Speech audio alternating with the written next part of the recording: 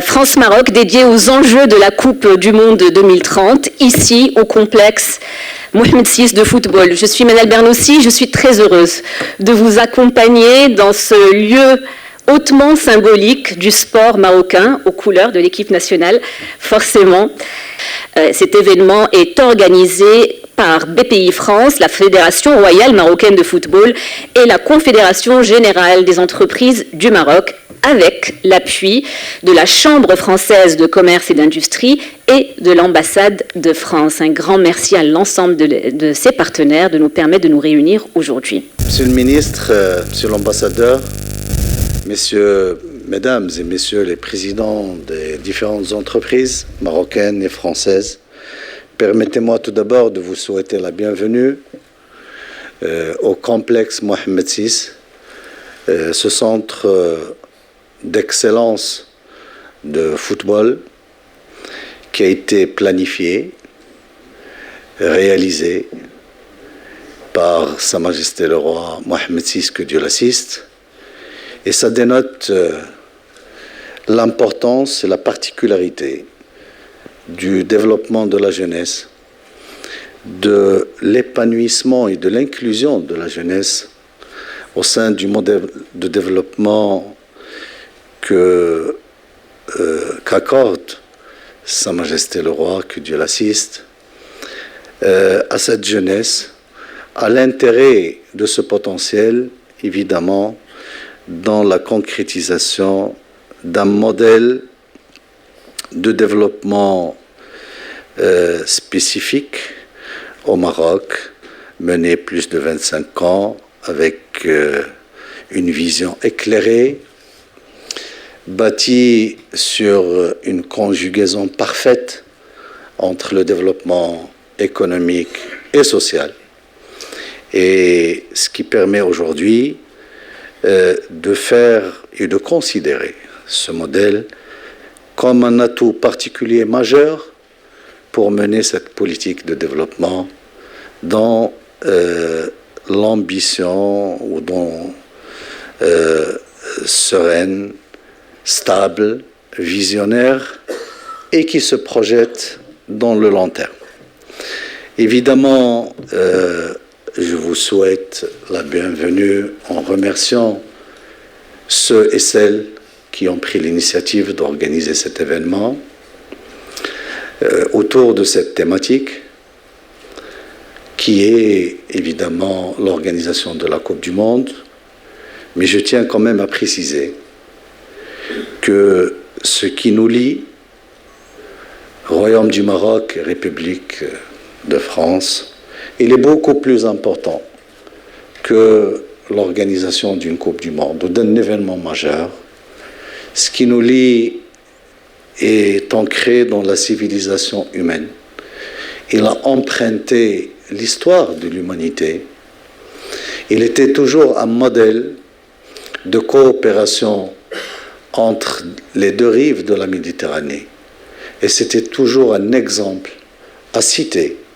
à multiplier dans tous les process de coopération de part et d'autre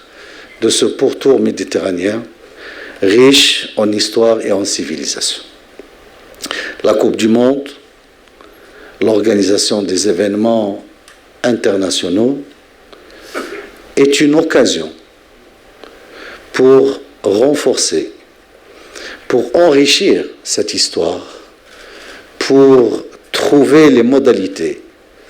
de mise en œuvre et de la construction de passerelles additionnelles,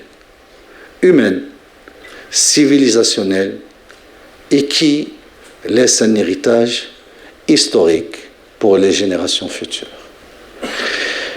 Aujourd'hui, c'est un forum, c'est le premier du genre, autour de la Coupe du Monde,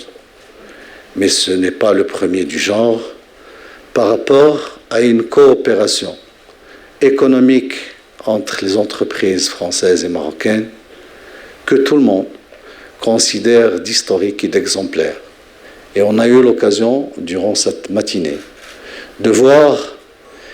des illustrations de cette coopération parfaite qui frôle des relations fusionnelles et qui a même généré des modèles exportés dans tous les coins du monde. Ce qui dénote du potentiel, de la marge de progression qu'on pourra réaliser et qu'on peut réaliser ensemble. Évidemment, la Coupe du Monde qui sera co-organisée, et c'est encore un atout de cette Coupe du Monde, avec l'Espagne et le Portugal, qui renforce cet ancrage culturel et civilisationnel, mais aussi économique et financier, entre les deux rives de la Méditerranée, dans un pourtour qui est plein de richesses historiques, d'exemplarité de construction humaine. Mais bien avant, il faut quand même, je tiens, et je le ferai volontiers, à préciser que avant 2030, au Maroc, on aura l'occasion d'accueillir plusieurs événements d'envergure footballistique, à commencer par la Coupe d'Afrique féminine le mois de juillet prochain, par la suite la première édition de la Coupe du Monde féminine de moins de 17 ans, et qui aura lieu pendant 5 années de suite au Maroc, avec la participation de la jeunesse féminine internationale pour découvrir effectivement une terre du royaume riche, passerelle d'échanges culturels et civilisationnels, comme je l'ai dit. Et par la suite, on terminera cette année, Inch'Allah, avec l'organisation de la Coupe d'Afrique des Nations, qu'on souhaite non seulement la meilleure de l'histoire des Coupes d'Afrique organisées auparavant, mais une introduction sérieuse, sincère, pour évidemment se projeter dans cet élan d'organisation ou de préparation d'organisation de la Coupe du Monde 2030. Et dans ce process, Monsieur le ministre l'a bien précisé tout à l'heure, on a non seulement une fenêtre importante, mais je dirais plusieurs fenêtres, Monsieur le ministre, puisque les domaines et les aspects et les segments de coopération sont multiples et qui tournent autour, évidemment, d'un événement footballistique, mais comme vous le savez parfaitement, un événement footballistique, un match de football de 90 minutes, ce sont deux équipes qui jouent, mais derrière, il y a quand même des préparatifs, de l'infrastructure, de la mobilité qui se planifie, de la sécurité qui est assurée, de l'accueil qui est organisé de bout en bout. Ce sont des conditions où toutes les politiques publiques, Monsieur le ministre, convergent plutôt, je dirais, entre l'impératif et l'obligation de converger. Parce que, vous le savez, tout le monde est unanime que l'exercice le plus délicat au niveau des politiques publiques, c'est évidemment de trouver les moyens et les modalités de les converger, parce que souvent, la particularité et les spécificités de chaque secteur l'emportent sur la convergence. L'avantage de l'organisation d'un événement, c'est évidemment l'impératif de convergence de toutes ces politiques. Cette convergence qui aujourd'hui, on estime de part et d'autre que les temps de la réussir entre le monde de l'entreprise de part et d'autre, qu'on peut travailler ensemble, on peut profiter des expertises de part et d'autre, on peut profiter de la richesse des talents des jeunes, de nos jeunes et de notre jeunesse de part et d'autre pour réussir les échéances, mais aussi construire des modèles de réussite qui peuvent rivaliser à l'international sur tous les plans pour un avenir prospère des demandes d'affaires de part et d'autre, mais aussi des de jeunesse de part et d'autre. Et je pense que tout cela, ça sera une traduction partielle d'une volonté politique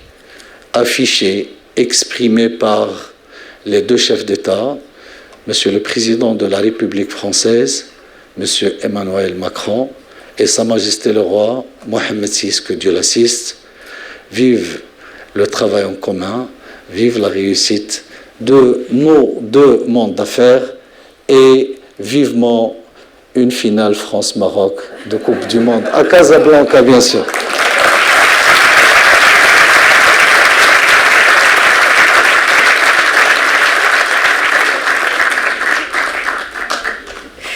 Merci, Monsieur le Ministre, pour ces mots inspirants. Merci pour ce partage. قبل ما تخرجوا ما تنسوش تابوناو في لاشين يوتيوب وتبارطاجيو لا فيديو مع صحابكم في مواقع التواصل الاجتماعي. ما تنسوش ديروا جيم وتضغطوا على الجرس باش يوصلكم الجديد ديالنا.